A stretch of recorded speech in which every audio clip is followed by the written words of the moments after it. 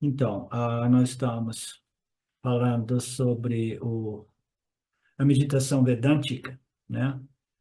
Que culmina com o Nirvikalpa Samadhi, que é um samadhi, né? Que não envolve um apagão, né? Ou ausência de pensamentos, ou vazio, mas que envolve um fluxo constante de pensamentos que ocorrem espontaneamente sem que você tenha que fazer muito esforço de pensar, de lembrar de sua natureza, né? Então, no início, você experimenta sabe, Kalpa Samadhi Vedântico, fazendo esse esforço, né?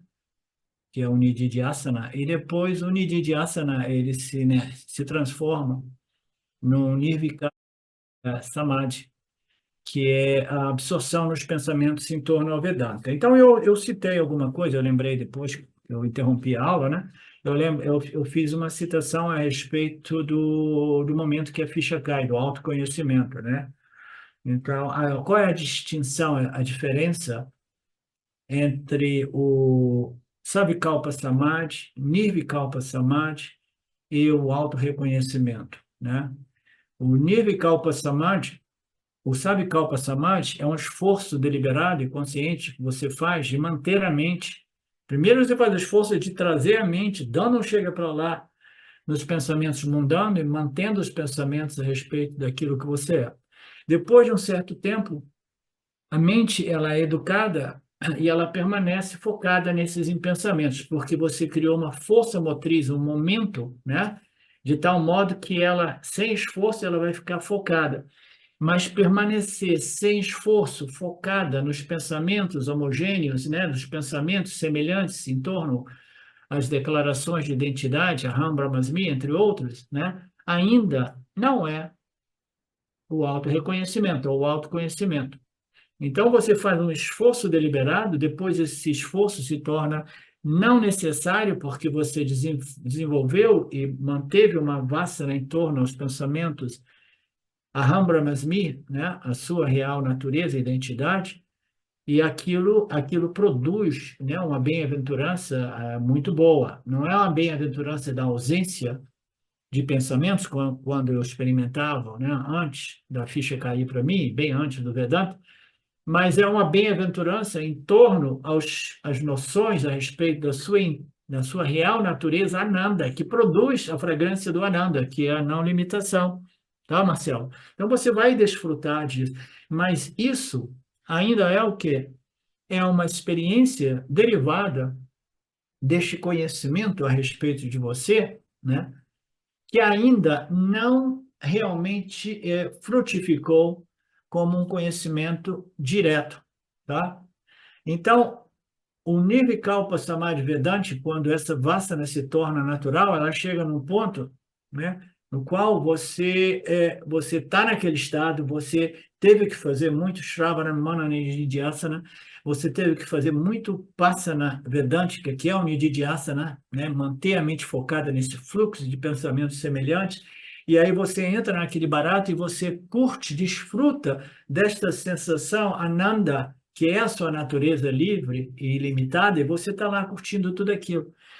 Mas ainda assim, isso não necessariamente se traduz como auto-reconhecimento ou autoconhecimento. Quando eu disse que a bênção de Ishvara é necessário, porque existe um momento que esse sistema Ishvara, como eu quis elaborar um pouco mais sobre isso, o sistema Ishvara, que são as leis kármicas, né? Os méritos dos nossos esforços espirituais, né, para reconhecer a realidade deste universo aparente, né? Então, quando os nossos esforços, eles frutificam. E a gente nunca sabe quando esse esforço que frutificou um estado experiencial de Ananda, que é o Nirvikalpa Samadhi Vedântico, em torno a esses pensamentos que possuem a fragrância da minha natureza ilimitada. Então, a gente nunca sabe o momento que aquela frutificação dá um passo avante, entendeu? A ficha cai, e aí a frutificação é o quê? Uma total convicção, Aham Brahmasmi. Primeiro, você utilizava Ram Brahmasmi como uma sugestão, você educava a mente a pensar Ram Brahmasmi, depois a mente ela criou um momento, né, uma força de inércia que não deliberadamente, livre de esforço, ela se mantinha em torno a Ram Brahmasmi, e no final o Aham Brahmasmi frutifica não como este Ananda experiencial, que também ocorre no processo vedântico, mas ele se manifesta como que uma total convicção a respeito da minha identidade. Então, esta total convicção é o fruto final, e esse fruto final, ele depende, como tudo neste universo depende, dessas leis kármicas. E do ponto de vista espiritual, do processo individual de cada um de nós, a frutificação dos nossos esforços, eles fazem parte dessa equação kármica extremamente complexa que somente Ishvara compreende. Então, quando for o momento, uma mente pacificada em torno a Ram Brahmasmi, curtindo, né, desfrutando de uma paz inerente disso que nós estamos falando, como o Nirvikalpa Samadhi Vedântico, né, isso ali precisa ser convertido, né, nesta total certeza, convicção. Só vai cair, a fruta só cai quando é madura, só cai quando Ishvara sabe que ela vai cair. Não que Ishvara tenha ali preferência pela Marinéia ou pela Betânia, ele simplesmente é o sistema, a inteligência que rege todas as leis e princípios do universo, inclusive esses princípios espirituais. Né? Quem é que vai fazer essa fruta cair?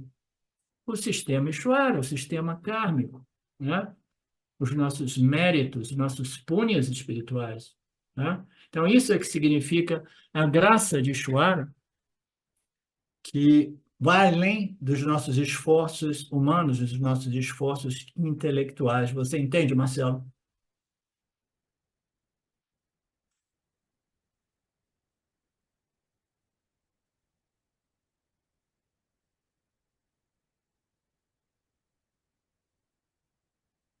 Então, após nós fazermos todo esse processo, né, fazendo esses processos, se a pessoa ainda não entendeu, ele precisa fazer o quê? Ele precisa procurar um professor e estudar o Vedanta para compreender o que é o Atma, de modo que ele possa praticar o Atma Dhyana, né?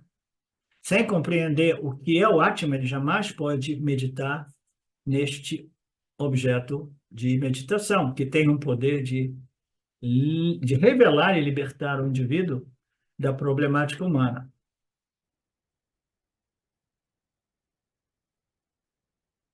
Então, ele fala aqui, ele dá uma analogia, de um exemplo, o indivíduo vai para o Badrinatha, né? É uma visão do Himalaia maravilhosa, e você volta de lá e você lembra daquela imagem maravilhosa, né? Os picos nevados, né?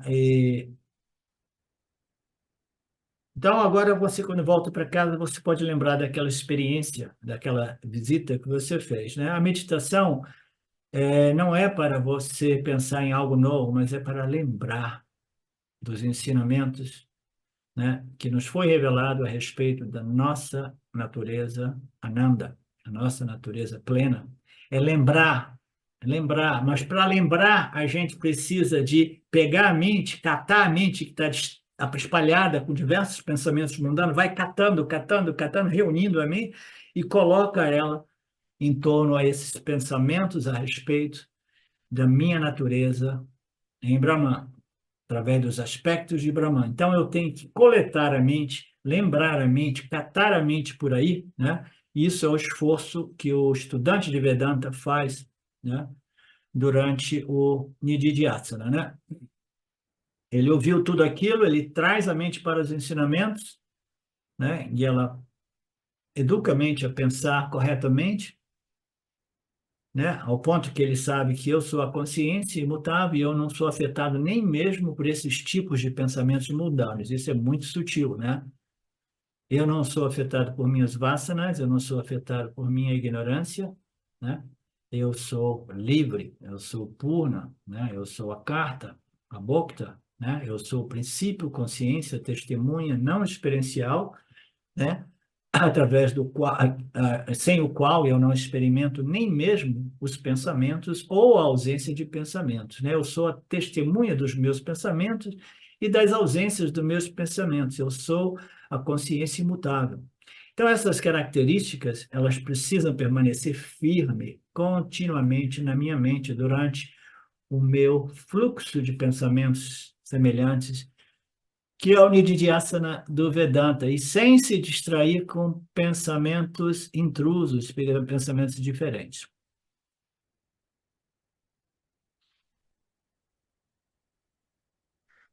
Professor, Sim? bom, bom dia. Bom dia, É, bom... eu posso trazer uma questão? por favor, Felipe. É, essa meditação que é feita no Atman, né, recitando um mantra, por exemplo, eu sou uno, eu sou todo, né? Essa meditação concentrando nas qualidades do Atman, né? Essa é a meditação Nididhyasana? Sim, sim, exatamente. Ah, tá. Porque só para mim fazer um breve adendo aqui, eu acho que eu já comentei isso com o senhor, não lembro. Uma vez, eu acho que eu entrei em Samadhi, uma vez só na minha vida, depois eu nunca mais consegui. Foi assim, eu fiquei só observando os pensamentos, né, só observando, não recitando nada. E de repente eles sumiram da mente. E não tinha nada, eu estava consciente, mas não tinha nada. E veio uma paz muito grande, uma felicidade muito grande, né? Essa paz, essa felicidade, não seria a luz do Atman puro, refletindo na mente? Sim, essa parece uma boa colocação. Então, este é uma definição do Savikalpa samádico do yoga, né? Do mundo do yoga. Você vai experimentar o silêncio, a ausência de pensamentos, essa paz. E o Vedanta diz que esta ausência de pensamentos não é o nosso, não é o Atma.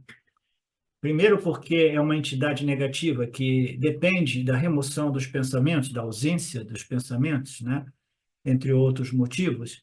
Segundo, porque é um objeto que vem e vai, e tudo que vem e vai não é o ser, porque o ser é eternamente presente, né? Então, existem diversas lógicas que provam que esta paz, esse silêncio, né, que ocorre, é um objeto de experiência, né? Então, o Vedanta nos explica, né? O Vedanta foi fundamental na minha vida, na vida de todos nós, eu penso, né? Porque ele me fez compreender os processos que eu passei antes do Vedanta, antes mesmo da ficha cair, né? Que eu estava experimentando o quê? Eu estava experimentando o reflexo da consciência original numa mente extremamente satívica. Então, o que que é uma mente satívica? Uma mente satívica, desse ponto de vista, é uma mente livre de pensamentos. Não tinha nem mesmo pensamentos vedânticos naquele tempo, porque aquela instrução, né? Você experimenta uma mente vazia, nenhum pensamento, e você não convida nenhum pensamento deliberado, né? Então, ali você experimenta um reflexo da consciência original numa mente que é um espelho refletor sem pensamentos, tá? Então, qual é a diferença, Felipe? É que você experimenta uma mente sem pensamentos, você experimenta essa bem-aventurança gostosa, maravilhosa, né? Que é o reflexo daquilo que você é na sua mente, né? Que é um aparato refletor livre de modificações, de pensamentos, e ele vai ter essa fragrância ananda, que é a fragrância do ser, da consciência original, né? Mas só qual é a diferença? A diferença é que a ausência de pensamentos ela não irá impactar e cancelar os pensamentos que foram adormecidos por esse processo de meditação yoga. A meditação yoga ela vai produzir uma supressão, né, a todos esses pensamentos, né, mundanos, e só que eles não foram cancelados, eles foram adormecidos, anestesiados, tá? Então, a diferença é essa, eles acordam novamente, como nós vimos, né? Então, aquilo ali é um exemplo de um Sabikalpa Samadhi, né? Do mundo do yoga, né? Essa passagem do Gita aqui está sendo ótima para mim também, porque eu não tinha estudado essas transcrições do Swami, né? O James Watts, ele praticamente pulou o capítulo da meditação nas exposições dele, E eu costumava dizer, eu não sei, eu não tenho experiência de Nirvikalpa Samadhi, né? Eu gosto de falar daquilo que eu já tive alguma experiência. Então, eu nunca tive a experiência de Nirvikalpa Samadhi do ponto de vista do yoga, no qual a mente se torna vazia e até mesmo o meditador desaparece. Eu nunca tive essa experiência. Mas eu já tive diversas, e todos nós já tivemos, né? Principalmente durante as nossas satsangs, as nossas aulas, de Savikalpa Samadhi durante o nosso Shravana. Shravana, você está ouvindo os ensinamentos, né, da boca do professor, né, e aquilo ali é uma forma potentíssima, né, de asana também, entendeu? Porque você está utilizando, você está fazendo o Nididhyasana, né, através do guru, do professor, né? Você está lembrando aquilo que você é, né? Então, a gente entra em estados de Nirvikalpa Samadhi vedântico, a gente permanece absorto, né? Em absorção com esses pensamentos, né? Nessas exposições do Vedanta. Então, você permanece naquele fluxo de pensamentos semelhantes, vedânticos, por um período de tempo. Então, este é o Nirvikalpa Samadhi vedântico e que é muito superior ao Nirvikalpa Samadhi do Yoga, porque ele traz consigo os pensamentos a respeito da minha natureza como Satitananda, que irão cancelar os pensamentos equivocados a respeito da minha natureza, Aham, Corpo Asmi, para cancelar os pensamentos mundanos. Olha, e você já experimentou Samadhi em diversos momentos do ponto de vista do Vedanta? Porque todo mundo experimenta samadhi. O ato sexual é um ato de samadhi. A pessoa permanece em total absorção com aquele êxtase, né? Com aquela experiência maravilhosa, né? Então, todos nós temos experiências de samadhi, né? Então, não o Nirvikalpa Samadhi do yoga, que é um apagão geral, no qual o mundo e o meditador desaparecem. Isso é mais raro, né? Isso requer muita prática, mas não vale a pena. Por quê? Porque a ignorância não é removida através do Nirvikalpa Samadhi yogic, ela é removida através do Nirvikalpa Samadhi vedântico, no qual esses pensamentos semelhantes permanecem na mente e a mente continua alerta, né? Desperta, né? Contemplando, e neste processo, sem compreender como, neutralizando as ignorâncias mais profundas que ainda depositadas no corpo causal.